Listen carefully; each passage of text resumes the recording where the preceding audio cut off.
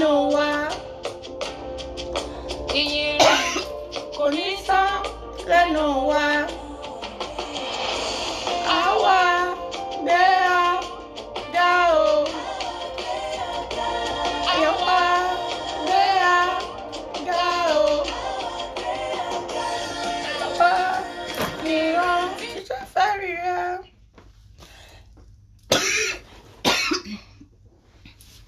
Ọ̀rẹ́ mi tí kì í ṣọ̀rẹ́ àwọn ọ̀tá mi. Olùkọ́gun ọ̀run àjọsìn Olódùmarè ọ̀pá tírín kalẹ̀. Òjò mìnìmìnì tí ń jára ó dẹ̀ èèyàn. Òun wá wà wá kígbà ó padà bọ̀. Ìṣálẹ̀ alẹ́ òru kíkáwọ́ rẹ̀ ló wà. Ìyìn rẹ̀ dáwọ́ fún Ọlọ́run. Ìyìn rẹ̀ dáwọ́ fún Olódùmarè. Ìkọ̀kọ̀ ọwọ́ rẹ̀ ló wà níbi kan ló ń gbé. Ìyìn rẹ̀ Kò ní tán lẹ́nu wa. àwa gbé ọ̀gá o. Àwa gbé ọ̀gá o. Àwa gbé ọ̀gá. Àwa nìran tí ń ṣàwárí rẹ̀ o. Àwa gbé ọ̀gá o.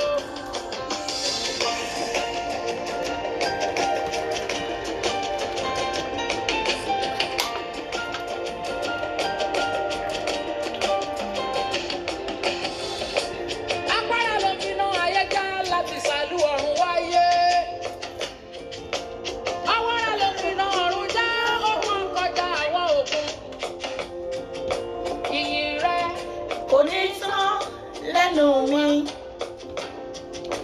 Ìyìn rẹ̀ kò ní tán lẹ́nu wa. Àwa gbé ọ̀gá o.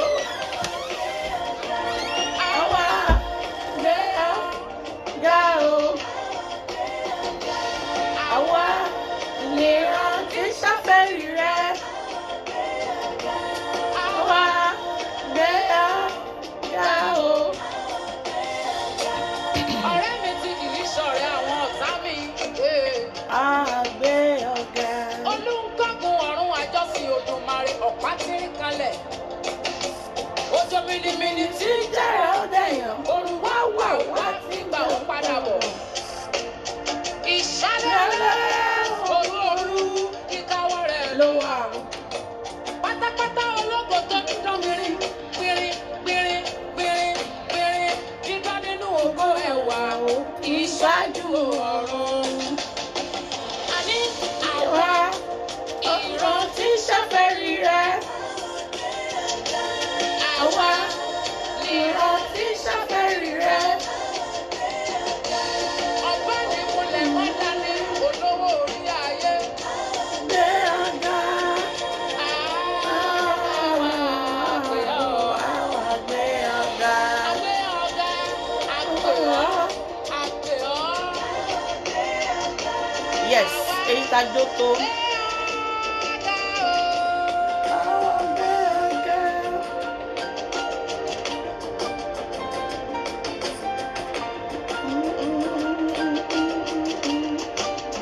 Olódùmarè ọ̀pá tírín kalẹ̀. Òjò mìnìmìnì tí ń jára ó. Good afternoon, good evening, everyone. My name is Grace. Aku Sunday new happy first Sunday of the month. Aṣọ́pọ̀lọpọ̀ Sunday láyé lórúkọ Jésù Ọlọ́run á dá àwọn ọmọ wa sí o. Akérèkọdé la ní gbésájú o. Akú sí mi ni o. Adúpẹ́ fọ́lọ́run ayọ̀ tá fi bẹ̀rẹ̀ oṣù yìí ayọ̀ náà la máa fi parí ẹ̀ lórúkọ Jésù o. Ọlọ́run á dá àwọn ọmọ wa sí o. Àní fojú sunkún àwọn ọmọ wa o. Akérèkọdé lórúkọ Jésù o. Hello Facebook. Èmi ni tí ń tòótọ́ orúkọ mi ni Grace. Nípa nǹkan tá máa ń sọ yìí náà ni. Ìlera health is wealth. Òun náà ni máa ń sọ gbogbo gbà pé ẹ jẹ́ ká tọ́jú ara wa. Kò sí nǹkan tó dàbí àlàáfíà. kò sí nǹkan tó dàbí àlàáfíà ló lè ṣe gbogbo nǹkan because téèyàn ò bá lálàáfíà báwo lèèyàn ṣe fẹ́ jẹ gbogbo iṣẹ́ tó ṣe, báwo lèèyàn ṣe fẹ́ tọ́jú ọmọ, báwo lèèyàn ṣe fẹ́ tọ́jú ọkọ. Òun ni mo ṣe máa ń sọ every time pé ẹ jẹ́ ká tọ́jú ara wa, àlàáfíà ló lè ṣe, àlàáfíà ó ṣe pàtàkì nínú ayé ọmọ ẹ̀dá.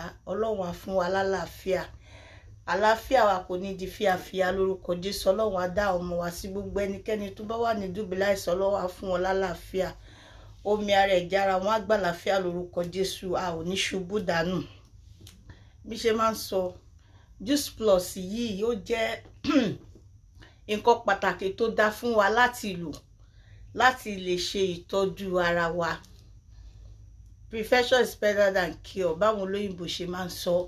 A ní láti tọ́jú ara wa sílẹ̀. Nífàtọ̀ téèyàn bá tiẹ̀ wá fẹ́ sick because ara ò kì í ṣòkúta, nǹkan téèyàn ti jẹ sẹ́lẹ̀ kò ní jẹ́ kí àárẹ̀ yẹn kó wóyàn mọ́lẹ̀ púpọ̀. Ọ̀pọ̀lọpọ̀ ẹ̀ ló dẹ̀ sọ nípa Juice Plus yìí, gbogbo wa ò lè máa parọ́. Everywhere Juice Plus, Juice Plus, Juice Plus, Juice Plus, tó bá dórí orí Facebook, orí Instagram, Juice Plus, Juice Plus, Juice Plus. Tí Juice Plus ò bá ṣiṣẹ́, àwọn èèyàn ò ní sọ. Àwọn èèyàn ń rà, wọ́n dẹ̀ ń sọ nípa Juice Plus. Àǹfààní tó wà ń bẹ̀ tí àwọn èèyàn rí, everybody ló ń sọ. Tèmi bá purọ́, ẹlòmíì ò ní purọ́, ẹlòmíì téèyàn mọ̀ rí gan ò lè parọ́. Nǹkan téèyàn méjì mẹ́ta bá dẹ̀ ti ń sọ kò sí rọ́ńbẹ̀. Ó máa ń da kéèyàn try nǹkan, ìfàtọ̀ tó bá tẹ̀jẹ́ pé wọ́n ń parọ́ ni, at least èèyàn á tẹ̀ ṣe try ẹ̀ wò, èèyàn á rí bó ṣe rí. Àwọn èèyàn dẹ̀ ń give testimony lójoojúmọ́. Èmi àìmọye àwọn èèyàn náà máa ń pè mí, náà máa ń sọ fún mi pé oògùn yìí ó dáa, because tí ò bá dáa àwọn èèyàn ò ní rà. Oògùn yìí Juice Plus yìí àwọn àǹfààní oríṣiríṣi ló wà ń bẹ fáwọn èèyàn láti lè darapọ̀ mọ́ Juice Plus. Téèyàn bá ní oore ọ̀fẹ́ láti lè darapọ̀, pé bóyá èèyàn ò níṣẹ́ àbí èèyàn ṣe, irú wọn téèyàn bá ń ṣiṣẹ́ gan, èèyàn lè ṣe part time job, èèyàn lè ṣe full time job, èèyàn lè ṣe contract phone tá ń gbà kí la fi ṣe, instead of téèyàn máa jókòó sórí fóònù, téèyàn máa ṣèké àbí èèyàn máa rojọ́, èèyàn máa sọ nǹkan tí ó kàn. Èèyàn lè wà lórí fóònù ẹ̀ kó máa ṣe business ẹ̀ lọ. £50 péré ni oore ọ̀fẹ́ yẹn wà láti darapọ̀ mọ́ Juice Plus. Tí a máa san £50 yẹn, kò ṣe pé èèyàn fẹ́ gba shop, kò ṣe pé èèyàn need invoice, èèyàn need stock taking. Juice Plus ló máa ṣe everything fún yàn. Téèyàn bá ti san £50 yẹn, èèyàn kàn máa register, wọ́n dẹ̀ fún yàn ní website. Mo rántí pé nígbà kan tí mo ní mo fẹ́ ṣe website, mo mọ iye tó ń dárúkọ pé èèyàn lè fi, tó bá fẹ́ ṣe website ní ìlú yìí, ó ní iye téèyàn máa san láti lè create website fún yàn. But Juice Plus máa ṣe gbogbo kinní yẹn fún yàn lọ́fẹ̀ẹ́, tí ó jẹ́ pé website yẹn ló máa fún àwọn èèyàn pókè o, kinní yìí o, website mi leléyìí o, ẹ lọ rà ń bẹ̀. Tí àwọn èèyàn bá ra kinní yẹn tán, Juice Plus kàn máa send the message sórí email yẹn pé you have a new customer. After tóṣù bá parí, èèyàn náà ní change.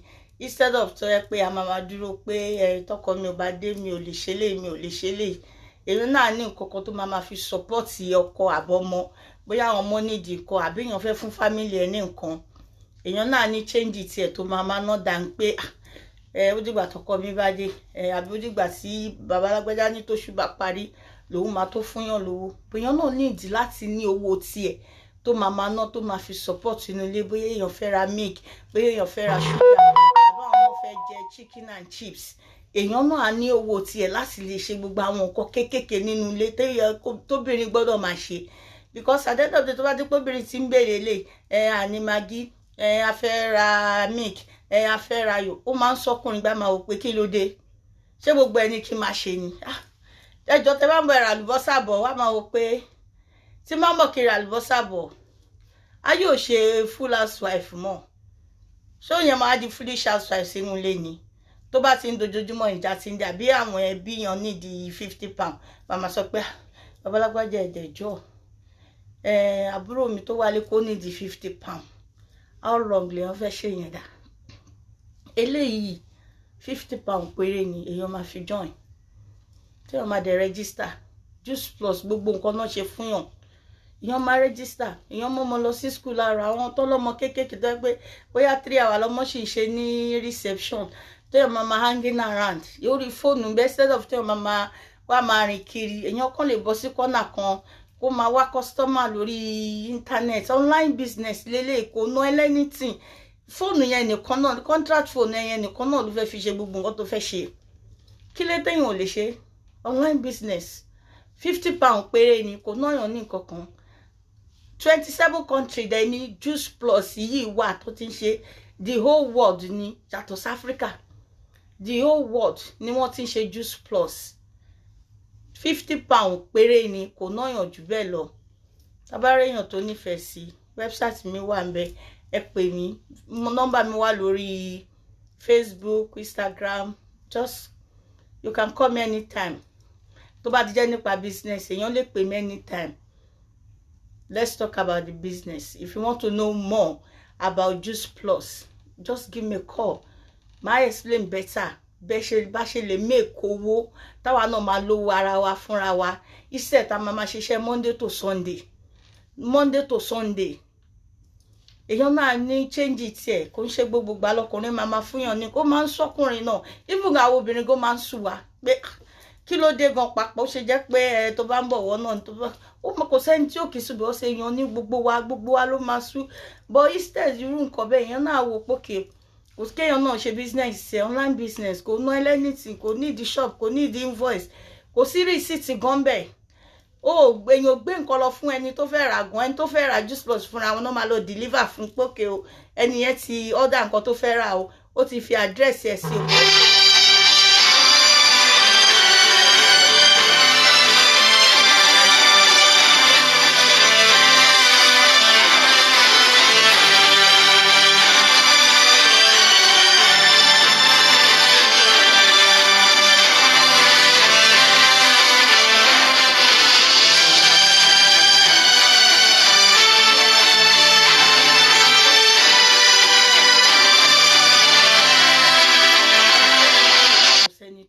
Ọlọ́run ò ní jẹ́ àṣàrẹ̀ a ní ṣubú dànù kí lè tàkùkù tọ́jú ara wa kíkíní ìtòde ká lògùn ká tọ́jú ara wa because tá bá lògùn inú kò ṣe ṣíwò máa ń sọ fáwọn èèyàn inú ló jìn jù. Inú dàbí ọ̀gẹ̀dẹ̀ ni tẹ́ bá ṣí ọ̀gẹ̀dẹ̀ lẹ máa mọ nǹkan tó wà ńbẹ̀ bóyá ó dá ni o bóyá ó ti bàjẹ́ ni o ó dìgbà tẹ́ bá ṣí ọ̀gẹ̀dẹ̀ kẹ́ tó mọ nǹkan tó wà ńbẹ̀. Kò sẹ́ni tó lè ṣínú kò sẹ́ni tó mọ bínú yẹn ṣe rí but tá bá ti lo nǹkan tá ti jẹ nǹkan kan sínú ikùn yẹn tá ti lògùn sílẹ̀ sínú ikùn yẹn ìfàtọ̀ tí nǹkan kan bá tiẹ̀ fẹ́ ṣèyàn kò ní wóyàn lulẹ̀ because ara ò kì í ṣòkúta náà ara téèyàn ń gbé káàkiri náà tó bá yá náà sọ pé ó rẹ òun bọ̀ tó bá rẹ̀yàn kò ní wóyàn mọ́lẹ̀ pátápátá tó máa di pé èèyàn máa sáré kiri. Nítorí ẹ̀ ni gbogbo wa ṣe ń polówó Juice Plus yìí pé ẹ jẹ́ ká lo oògùn tó dáa ní àwọn ọ̀pọ̀lọpọ̀ èèyàn ló ń lò bí èèyàn bá ní diabetes tí èèyàn ní high blood pressure èèyàn lè lo oògùn yìí tó jẹ́ pé kò ní jẹ́ kí kinní yẹn kó dáyàn láàmú high blood pressure èèyàn kò ní high sugar level èèyàn á wà okay gbogbo nǹkan ló ń ṣiṣẹ́ fún èèyàn máa glow èèyàn á sùn dáadáa téèyàn bá rọrùn sàbẹ́ orí máa ń fọyàn ni gbogbo àwọn nǹkan yìí ní oògùn yìí ń ṣiṣẹ́ fún débi pé tí wọ́n bá lò tán èèyàn á sùn dáadáa èèyàn á lè think straight èèyàn ń wà depressed àbẹ́yàn ní dementia tí wọ́n bá lòògùn yìí gbogbo kinní yẹn ló máa jẹ́ kó settle down lára ẹ̀ kò ní jẹ́ kó dáyàn láàmú èèyàn á lè ronú dáadáa èèyàn á lè sùn dáadáa bí kò téèyàn bá sùn dáadáa oríṣiríṣi ìrònú ló máa wá ẹlòmíì máa lálàkàlà bégún bá ṣe ń lè bẹ́ẹ̀ lóru ṣe máa le bí kò sùn dáadáa téèyàn bá dẹ̀ ti sùn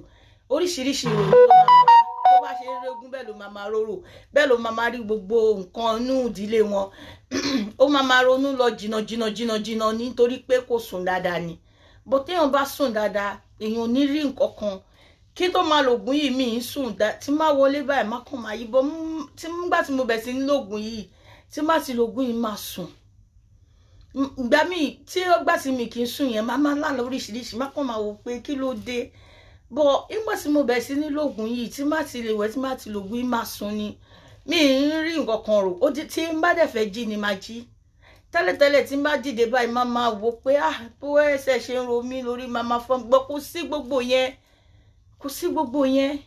So àlàáfíà ló ṣe pàtàkì, àlàáfíà èèyàn ló ṣe pàtàkì jù, because ìgbà mi tí má kàn jókòó sí máa wò pé oògùn yìí èló náà tà, nǹkan tó bá lè mú yàn tí yàn lè fún yàn lówó pé òkè o mo tẹ̀ fẹ́ fún yàn lówó, èèyàn lè ra oògùn yìí fúnra rẹ̀ kéèyàn kọ́kọ́ tọ́jú ara èèyàn náà, òkè tí èmi náà bá ní àlàáfíà tí má wà òkè, ìgbà ló máa rántí pé wọ́n náà fẹ́ fún yàn. Ṣé wọ́n tó lálàáfíà ló fẹ́ fún yàn ní nǹkan? Kò lè wọ́ọ̀kì bẹ́ẹ̀ yẹn. Èèyàn kọ́kọ́ tọ́jú ara èèyàn lálàáfíà, wọ́n náà rí pé wọ́n náà ti wà òkè. Téèyàn bá bí mí sí pé ṣo lògùn yìí rí, mo lò rí, kò sí ìsinmi lórí bẹ́ẹ̀. Súùpù ẹ̀ wà, mo mu súùpù ẹ̀, ṣúébù táwọn ọmọ wà ń bẹ̀, mo jẹ́ ṣúébù yẹn rí because mo ra ṣúébù fáwọn ọmọ mi, èmi náà lò rí. So kò sí kankan tí mi lò nínú, kò sí tí má díjú tí wọ́n bá pè mí, kò sí tí mi lè dáhùn bẹ́ẹ̀. Ipò ògùn yìí iṣẹ́ tó ń ṣe lè mú dẹ mọ̀ pé at least mo ti rí èèyàn 3 4 tó ti pè mí lórí ògùn yìí pé ògùn yìí o ògùn tó dáa ni. So tí èèyàn 2 3 bá dẹ̀ ti sọ pé ògùn dáa, nǹkan tó ń lò yìí ó dẹ̀ dáa ó dẹ̀ ṣiṣẹ́ o, nǹkan yẹn dáa ni. Owó ògùn yìí téèyàn bá jókòó téèyàn bá ṣí rẹ̀ kò pé £2, à ń ná ju £2 lọ èdè, kò wọ́ £2, capsule ni. Èso náà dẹ̀ fi ṣe kinní yìí, kò ní any side effects. Capsule yìí o èso náà fi ṣe, gbogbo èso náà fi ṣe. A máa ń jẹ èso lè sọ èso mélòó là ń jẹ? Apple nìkan la máa ń sábà jẹ, èso oríṣiríṣi náà fi ṣe ògùn yìí débi pé kò jẹ́ kó lè ní any side effects. Kò sí any side effect fóògùn yìí, kò sí nǹkan kan pé bóyá mo lò ó yún mi lára, bóyá mo lò ó ṣe kò fi nǹkan kan ṣèyàn. Títí dé ìtàwọn ọmọ ń jẹ gan, kò ṣúébù àwọn ọmọ tó ń jẹ, kò fi nǹkan kan ṣèyàn. Kò sí nǹkan tó ní pé ká má tọ́jú ara, Ọlọ́run á pèsè owó fún wa, àlàáfíà ló ṣe pàtàkì. Ọlọ́run máa ṣubú ẹlòmíà kàn máa rìn lọ, afẹsẹ̀ kan mú ń lọ bí iṣẹ́ lọ́jọ́ mi, àmúrẹ́ èèyàn kan tó fọwọ́ bojú rẹ̀ tó ní òyìn kọ́ òun, ìgbà tán máa wọ́n ní sugar level ẹ̀ ó high. Can you imagine? Can you imagine? Tí wọ́n bá ti tọ́jú ara rẹ̀ sílẹ̀ tó ti rí bó ṣe ń fi nílé tẹ́lẹ̀, ṣe bí a ti jókòó sílé bọ̀, bóyá kíní yẹn kàn bá nínú mọ́tò bẹ́ẹ̀ yẹn ni, wọ́n ní láti mú sẹ́gbẹ́ kan kó jókòó, ṣe ń sáré pamela sọ́ṣẹ́ ń rọ́ mi lé ló ń ṣe gbogbo. Ọlọ́run máa yẹ torí ẹ̀ ló fi jẹ́ pé èèyàn ní láti tọ́jú ara ẹ̀ dáadáa. Téèyàn bá ti mọ condition tó wà, the next thing ni pé kó wo nǹkan tó fẹ́ lò, kó wo bó ṣe fẹ́ tọ́jú ara ẹ̀, because àlàáfíà èèyàn ló ṣe pàtàkì. Tí èèyàn bá ṣubú tó fẹsẹ̀ kọ́ tí nǹkan míì ṣẹlẹ̀ síyàn, tẹ́ni tó kú ló gbé, Ọlọ́run ò ní já kúkú yà. Owó yìí àwọn ọ̀dẹ náwó àti ìdọ́rùn rí, àmọ́ bóyá náwó ń bẹ̀, wọn ń kówó lọ sọ́run torí àti rẹ̀ ń tọ́ sí tó kówó sínú pósí ẹ̀rì. So kí lè níwọ̀n bá àgbà tọ́lọ́run ṣì fún yàn lórí ọ̀fẹ́ téèyàn dẹ̀ lálàáfíà, kéèyàn lóògùn kó tọ́jú ara rẹ̀ kó lálàáfíà, kéèyàn wà òkè. Ẹ máa rẹ́ lómi ó máa lókù, ó máa wò bákan bákan nítorí pé kò sí àlàáfíà tó. Kó ṣe kákan máa jẹun kákan máa jẹun kákan máa jẹun, ṣé a jẹ oúnjẹ gidi náà, ṣé èèyàn ti jẹun gidi? Because oúnjẹ póríṣiríṣi kò kàn ṣe pé mo fẹ́ jẹun náà, èèyàn ní láti jẹ nǹkan tó ṣe ara lóore, èèyàn ní láti jẹ nǹkan tó ṣe ara lóore, dẹ́ẹ̀dẹ́ ní láti mọ nǹkan tó yẹ kó lò pé ókè bí ṣe wà yìí, nǹkan tí mo lè lò léléyìí o, mo mọ nǹkan tó ń ṣe mí o, mo gbọ́dọ̀ lo nǹkan báyìí, mo gbọ́dọ̀ lo nǹkan báyìí. Ohun gangan ló ń jẹ́ pé èèyàn lálàáfíà. Ọlọ́run á fún wa lálàáfíà, Ọlọ́run á fún wa lọ́kàn balẹ̀, Ọlọ́run á pèsè owó tá máa fi tọ́jú ara àtàwọn ọmọ àtọkọ fún wa. Lórúkọ Jésù àní ṣubú dànù, ẹnẹ́lẹ́nu onígbàṣewàṣe àní gbé sájò, because ìlú yìí ń gbà mí sí má kàn wò títí má kàn wò lè pé ìlú alálùbáríkà ìlú tó dáa nílùú yìí. Ṣùgbọ́n ká make sure pé a tọ́jú ara wa. À ń lọ bí iṣẹ́ láàárọ̀, a wọlé lálẹ́, a lọ láàárọ̀, a wọlé lálẹ́ pẹ̀lú gbogbo nǹkan tó wà níta, Ọlọ́run ló ń ṣọ́ wa. Ẹni tọ́lọ́run bá dẹ̀ ṣọ́, òun ló pamọ́ nínú ewu. Ṣùgbọ́n kọ́lọ́run túbọ̀ máa fi ṣọ́ ẹ̀ṣọ́ wa, àwa náà dẹ̀ ní láti tún tọ́jú ara wa. Ààbò Ọlọ́run, ìṣọ́ Ọlọ́run kò ní ká kó lórí ìkọ̀kan nínú wa táwọn ọmọ wa, Ọlọ́run á máa fi ṣọ́ ẹ̀ṣọ́ wa. Ṣùgbọ́n ẹ jẹ́ ká tọ́jú ara wa. Ògùn yìí máa fi hàn wá lẹ́yọ kọ̀ọ̀kan nítorí pé àlàáfíà ló lè ṣe. Tabarẹ́ ní tó nífẹ̀ẹ́ sí, ó fẹ́ join Juice Plus, ẹ pè mí, ẹ fẹ́ mọ̀ nípa ògùn yìí, kò ń ṣe tẹ́ bá nífẹ̀ẹ́ sí láti rà. Àwọn company gbà kéèyàn sanwó díẹ̀díẹ̀, oṣù 4 náà gbà kéèyàn fi sanwó. Tẹ́ bá ti ra ògùn yìí, oṣù 4 lèèyàn máa fi sanwó. Wọn ò sọ pé kówó ìwà gbìm oṣù 4, because oṣù 4 lèèyàn gbọ́dọ̀ fi lo ògùn yìí.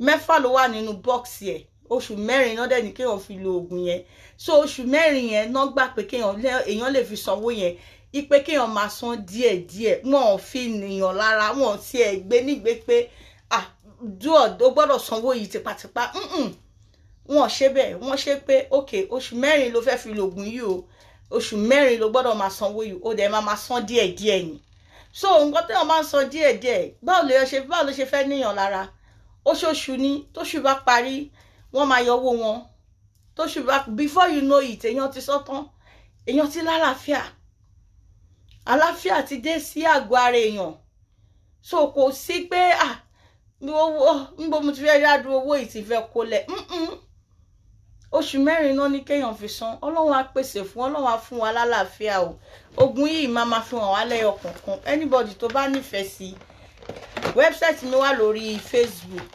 WhatsApp number mi wà ńbẹ̀ lórí Instagram ẹ pè mí tẹ́ bá fẹ́ mọ̀ nípa oògùn yìí tẹ́ fẹ́ mọ̀ sí nípa oògùn yìí ẹ pè mí màá ṣàlàyé fún yín tẹ́ bá sì ló tẹ́ fẹ́ kàn fẹ́ mọ̀ pé ó tẹ́ ń polówó Juice Plus yìí lójoojúmọ́ yá ṣàlàyé fún wa bí oògùn yìí ṣe rí àti iṣẹ́ tó ṣe gbogbo ẹni máa ṣàlàyé fún yín ẹ lọ gọ́gọ́ oògùn yìí Juice Plus yìí ẹ lọ gọ́gọ́ ẹ lọ sí medical research ẹ rí gbogbo nǹkan tí kìíní yìí ṣe ń bẹ̀ kò dìgbà téèyàn bá ń sọ kò dìgbà táwọn téèyàn bá ń pariwo pé oògùn yìí dá oògùn yìí dá oògùn yìí dá ẹ lọ wo medical research nǹkan tó ṣàṣe fóògùn yìí ẹ lọ wò ń bẹ̀ ẹ lọ kà Juice Plus ẹ lọ wo iṣẹ́ tó ń ṣe fruit ni kò sí nǹkan kan bẹ́ẹ̀ fruit ni Juice Plus fruit ni àwọn èèyàn tó lóògùn yìí wọ́n dẹ̀ ń sọ iṣẹ́ tó gùn yìí ṣe wọ́n dẹ̀ ń sọ bó ṣe ń ṣiṣẹ́ bó ṣe dáa tó àwọn tó ń lò tó mọ iyì oògùn yìí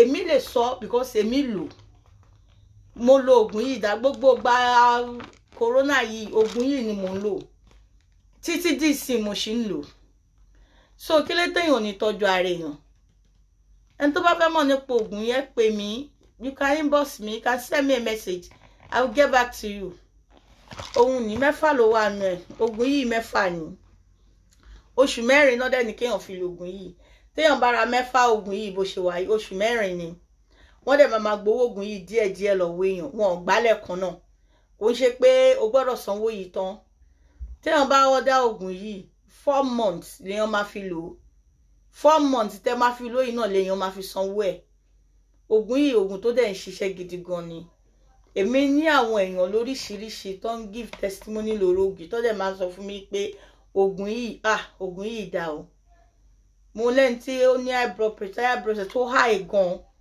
nígbà tó bẹ́ẹ̀ sí nílò oògùn yìí ó sọ fún mi pé oògùn yìí ó ṣiṣẹ́ ó sọ pé oògùn yìí ó ṣiṣẹ́ mo wá láti make a medical claim lórí oògùn yìí bọ̀ oògùn tó dáa ni táwọn èèyàn sọ pé oògùn yìí dá so kò dẹ̀ dìgbà téèyàn bá kígbe àwọn tó mọ̀ àwọn tó rárá bọ̀ àtúbọ̀ ń sọ káwọn èèyàn túbọ̀ lè mọ oògùn yìí wọ́n lè máa rà kán lè tọ́jú ara wọn bọ́tà ṣe ń polówó oògùn yìí ọlọ́run á ràn lọ́wọ́ ọlọ́run á pèsè fún wa owó tá a máa fi tọ́jú ara wa tá a máa fi tọ́jú àwọn ọmọ wa ọlọ́run á pèsè fún wa àní ṣubú dàwa kéré kó délé ayọ̀ àtàláfíà àtàfídélù náà la máa padà sílùú alágbára ọlọ́run oṣù yìí oṣù ayọ̀ ló máa jẹ́ fún wa lórúkọ Jésù gbogbo wàhálà yìí àní bá wọn nípìn bẹ́ẹ̀ etí la máa fi gbọ́ àwa àtàwọn ọmọ àtàwọn ọkọ wa àní bá wọn nípìn náà lórúkọ Jésù ọlọ́run á dá àwọn ọmọ wa sí máa fògùn yìí hàn wá lẹ́yọ kọ̀ọ̀kan ẹni tábàdéyàn tó nífẹ̀ẹ́ sógùn yìí ẹ pè mí màá ṣàlàyé fún yín mọ́ bẹ́tà kò ń ṣe dandan kẹ́ra bọ̀tẹ́ bá fẹ́ mọ̀ nípa oògùn yìí ẹ pè mí màá ṣàlàyé fún yín bóyá tẹ́ bá tún gbọ́ mọ́ nípa oògùn yìí á lè jẹ́ kẹ́ mọ̀ pé nǹkan tí mò ń sọ òótọ́ ni eléyìí kò ń ṣe na lie this is na true it's not a lie na true àwọn èèyàn ń lò wọ́n ń sọ èmi mọ àwọn èèyàn tó ń lò èmi gan ń lò fúnra mi tí mo dẹ̀ mọṣẹ́ tóògùn yìí ṣe eléyìí fruit lélẹ̀ fruit blend lélẹ̀ fruit náà fi ṣe lélẹ̀ fruit oríṣiríṣi a máa ń jẹ fruit lóòótọ́ bọ̀ ṣá jẹ́ tó nǹkan tó yẹ ká jẹ fruit tá a máa ń sábà rà ní bóyá bíi apple fruit tó wà nínú oríṣiríṣi fruit mẹ́wàá ló wà níbí báyìí ṣé a lè jókòó jẹ fruit mẹ́wàá ní orí ìjókòó ẹ̀kún lọ́jọ́ kan a lè jẹ fruit mẹ́wàá níjókòó ẹ̀kan a lè jẹ ó máa ti sú wa nítorí ẹ̀ ló ṣe wà ń bí báyìí. Téèyàn bá lè mu capsule yìí èèyàn lè já sínú omi kéèyàn rò pọ̀ kó gbé mu, kò sí nǹkan tó fi ń ṣèyàn, kò ní any side effect. Oògùn tó dáa ni, fruit blend lélẹ́yìí, fruit blend ó dẹ̀ dà gan, èèyàn máa glow, oògùn gidi ni. Eléyìí berry lélẹ́yìí, oríṣiríṣi berry náà kó sí bí báyìí, oríṣiríṣi berry òun náà kó sí bí báyìí, berry lélẹ́yìí, berry blend, oríṣiríṣi berry yìí ẹni tó bá ń jẹ fruit dáadáa tó bá dé shop á mọ̀ pé berry yìí ó wọ́n. Oríṣiríṣi berry ló wà níbàyí, bíi berry oríṣi bíi 10 náà kó sí bí báyìí. A lè jókòó jẹ lẹ́ẹ̀kan, a lè jókòó jẹ berry lẹ́ẹ̀kan. So nítorí ẹ̀ náà ṣe ṣe ní capsule. Capsule yìí téèyàn ò bá lè lò èèyàn lè já sínú omi kó kàn rò pọ̀ kó dẹ̀ gbé mu, kò sí nǹkan kan tó fi ń ṣèyàn, kò ní any side effect. Oògùn tó dáa ni, èèyàn máa glow, ó ń ṣiṣẹ́ fún skin, ó ń ṣiṣẹ́ fún irun, pé bóyá irun èèyàn ń já téèyàn bá lò irun èèyàn máa gùn, skin èèyàn máa glow, èèyàn máa look fresh. Ele vegetable blend, vegetable blend yìí gbogbo ara máa kó ṣe gbogbo ara tiẹ̀ máa ń jẹ vegetable, because tá bá fẹ́ jẹ ráìsì bóyá carrot mi ti ẹ̀ sure pé gbogbo ara máa ń jẹ vegetable, because vegetable even gan ní school tó bá fáwọn ọmọ máa ní I don't want to eat vegetable. Torí ẹ̀ náà ṣe kó gbẹ̀ síbẹ̀ máa rí broccoli wà ń bẹ, cabbage, tomatoes, oríṣiríṣi vegetable náà kó sí bí báyìí. Capsule náà ni, téèyàn ò bá lè gbé mi capsule èèyàn lè já sínú omi kéèyàn rò pọ̀ kéèyàn mu, kò sí nǹkan tó fi ń ṣèyàn. Everybody ló mọ̀ pé vegetable àti fruit berry kò sí nǹkan tí ò dá nínú gbogbo nǹkan tó wà níbí báyìí. Èso ní gbogbo ẹ̀, kò sí side effect èso. Téèyàn bá jẹ èso, nǹkan tí wọ́n bẹ èso téèyàn bá jẹ ilé èèyàn kàn máa fi support ẹni, èèyàn máa fi support èso téèyàn bá jẹ, ó dẹ̀ dàgùn. Ọlọ́run á pèsè owó tá a máa fẹ́ ra fún wa, àní ṣubú dànù lágbára Ọlọ́run. Owó òun ni kẹ̀kẹ́ ìyìn rere, téèyàn ò bá lówó kò sí nǹkan kan, téèyàn ò bá dẹ̀ lálàáfíà báwo ló ṣe fẹ́ lágbára àti ṣiṣẹ́ tó fẹ́ fi lówó. Ọlọ́run á fún wa lókun àtagbára tá a máa fi lè ṣiṣẹ́, tá a máa fi rí owó. Ọlọ́run á pèsè fún wa lágbára Ọlọ́run tá a máa fi rówó, tá a máa fi tọ́jú ara wa. Èmi ni tí ń Total Grace, ọ̀rọ̀ mi ò jù báyìí lọ. Tá bá réèyàn tó bá nífẹ̀ẹ́ sí, tó bá fẹ́ ra oògùn yìí àbí ẹ fẹ́ darapọ̀ mọ́ Juice Plus, ẹ fẹ́ di partner pẹ̀lú Juice Plus, £50 péré ni. Ẹ pè mí, màá ṣàlàyé fún yín mọ̀ nípa gbogbo kinní yìí, because iṣẹ́ téèyàn fẹ́ fi ra gan èèyàn lè join kí èèyàn náà máa tà sí ẹ̀, èèyàn á ra tiẹ̀, èèyàn náà dẹ̀ máa lò, because wọ́n sọ wá pé be the product of your product. Tí o bá lo product yẹn báwo ló ṣe fẹ́ ṣàlàyé fáwọn èèyàn. Irú èmi sì mú téèyàn bá jí mi tí n bá sùn mo lè ṣàlàyé fún yàn pé oògùn yìí o nǹkan tó ń ṣe leléyìí, because mo ti lò ó, mo dẹ̀ ti ráwọn èèyàn tó ń lò ó tó ń sọ fún mi pé nǹkan tó oògùn yìí ń ṣe leléyìí, iṣẹ́ tó ń ṣe leléyìí, ó ti ṣe báyìí, ó ti ṣe báyìí. Mo ti rí èèyàn tó sọ bẹ́ẹ̀ fún mi rí, mo ti rí èèyàn tó ń ṣiṣẹ́ lọ́sípítù tó jẹ́ nurse tó ti ra oògùn yìí lọ́run tó sọ pé oògùn yìí dẹ̀ dà o, òun gbọ́ tó sọ pé oògùn yìí dàbọ̀ òun ò believe ìgbà tó lò. Téèyàn ò bá lò èèyàn ò lè mọ̀ bóyá ó dá bóyá kò dá, a sì máa ní nà láì náà ni. Bọ̀ eléyìí ò ń ṣe nà láì, na true leléyìí. Èèyàn ní láti rà, èèyàn ní láti tọ́jú ara èèyàn. Oògùn yìí dẹ̀ ni kò ṣe pé o fẹ́ sanwó ẹ̀ cash, o máa san díẹ̀díẹ̀ ni. Oṣù mẹ́rin tó ní kéèyàn fi lò yẹn náà, oṣù mẹ́rin náà lèèyàn máa fi sanwó. It's like bí pé èèyàn ṣe direct debit every 4 months. Tóṣù bá ti parí wọn á yọ owó wọn. Ìwọ dẹ̀ ń lóògùn lọ òun gbádùn ẹ̀, so why? Téèyàn ò nílò kéèyàn tọ́jú ara ẹ̀, Ọlọ́run á ràn wá lọ́wọ́, àṣírí wa bò lágbára Ọlọ́run, àní gbé sájò, Ọlọ́run á tọ́jú àwọn ọmọ, á tọ́jú àwọn ọmọ wa. A kú Sunday o, aṣọ ọ̀pọ̀lọpọ̀ Sunday lórúkọ Jésù o. Ọlọ́run á dá àwọn ọmọ wa sí o, a tún máa pàdé o láyọ̀ àtàlàáfíà lórúkọ Jésù o. Bye.